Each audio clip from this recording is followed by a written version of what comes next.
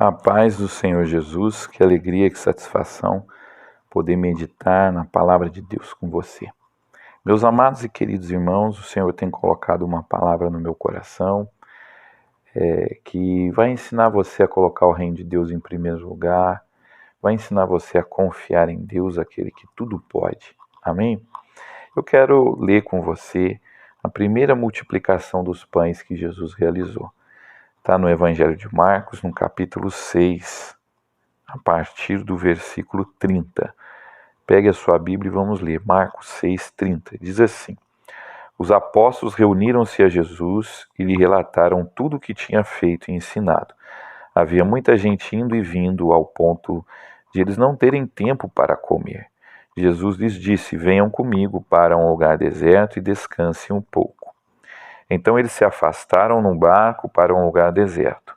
Mas muitos dos que viram retirar-se, tendo-os reconhecido, correram a pé de todas as cidades e chegaram lá antes deles. Quando Jesus saiu do barco, viu uma grande multidão. Teve compaixão deles, porque eram como ovelhas sem pastor. Então começou a ensinar-lhes muitas coisas. Já era tarde e por isso seus discípulos aproximaram-se dele e disseram: Este é um lugar deserto e já é tarde. Manda embora o povo para que possa ir aos campos e povoados vizinhos comprar algo para comer. Ele, porém, respondeu: Deem-lhes vocês algo para comer.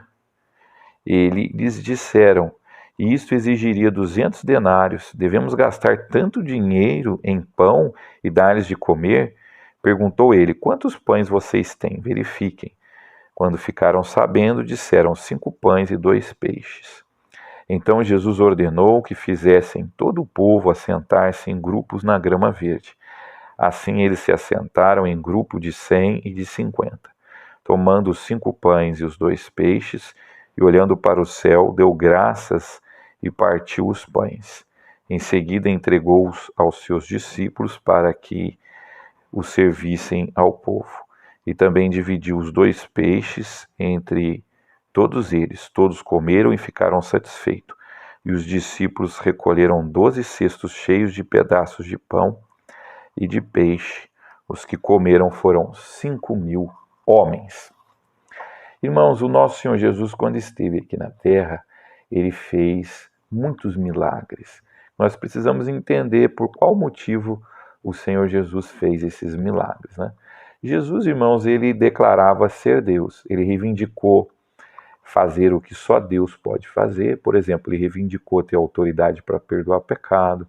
Ele reivindicou ter autoridade de dar a vida. E isso são coisas que somente Deus pode fazer.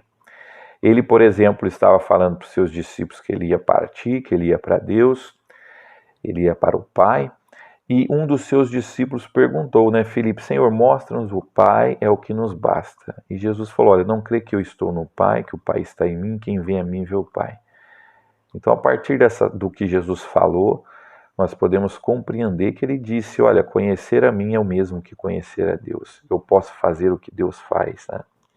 Ou seja, ele declarou-se ser o Filho de Deus e ter a mesma natureza que Deus, poder fazer tudo que Deus pode. Ele declarou ser Deus. E para provar que ele era Deus, ele mostrou autoridade sobre as enfermidades do nosso corpo, ele mostrou autoridade sobre a natureza quando ele acalmou a tempestade, e nas ressurreições que ele realizou no seu ministério, ele mostrou que ele tem poder de dar a vida. E aqui, certamente, com esse milagre, ele nos ensinou algo. Jesus já estava famoso, as pessoas vinham atrás dele. Ele e seus discípulos queriam, na verdade, ter um momento de descanso, mas não conseguiram porque uma multidão veio atrás de Jesus. 5.000 homens, sem contar as mulheres. Então, talvez aí perto de 10.000 pessoas estavam ali para ouvi-lo, porque eram ovelhas que não têm pastor. Irmãos, você precisa buscar conhecimento de Deus, você precisa cuidar da sua vida espiritual. Jesus falou para trabalharmos pelo pão que não perece, mas salta pela vida eterna. Quantas pessoas, irmãos, não sabem nada de Deus, não sabem nada da Bíblia, estão aí, irmãos, errando, andando por caminhos errados, acreditando em doutrinas falsas. É necessário divulgarmos a palavra de Deus, é necessário você que é crente, que você cuide da sua vida espiritual, que você busque o conhecimento de Deus, como essas pessoas fizeram. Olha, irmãos, elas não se preocuparam se é ter lanche, se não é ter lanche. Elas foram. E aí, num determinado momento, os discípulos se preocuparam com elas. É assim a nossa vida. Você busca a Deus não pensando nas coisas materiais, e Deus te dá as coisas materiais. Busque em primeiro lugar o reino de Deus e a sua justiça, e todas as coisas vos serão acrescentadas. Esse milagre nos mostra que quando nós buscamos as coisas de Deus, quando nós nos preocupamos com a vida espiritual, Deus se preocupa com a nossa vida material. Bom, irmãos, o Senhor Jesus então deu a sugestão: vamos dar alimento para eles. E os discípulos não viam outra solução senão dinheiro. Às vezes nós somos assim, a gente pensa em resolver um problema, a gente pensa em dinheiro, eu tenho que ter dinheiro, se eu não tiver dinheiro não resolve. Olha, irmãos, quando Deus falou para Moisés que ia tirar o povo do Egito, Moisés falou, olha, mas Faraó é poderoso, né? Talvez na nossa mente humana, pensaria, será que Deus vai nos dar espada e arma para lutar com o povo do Egito, né? Não, mas não foi assim que Deus fez. Deus abriu o mar, Deus abriu um caminho no mar. Os discípulos calcularam 200 denários, o que seria 200 dias de trabalho. Um denário era um salário por um dia de trabalho. Muito, muito dinheiro, era bastante dinheiro para poder alimentar aquela multidão.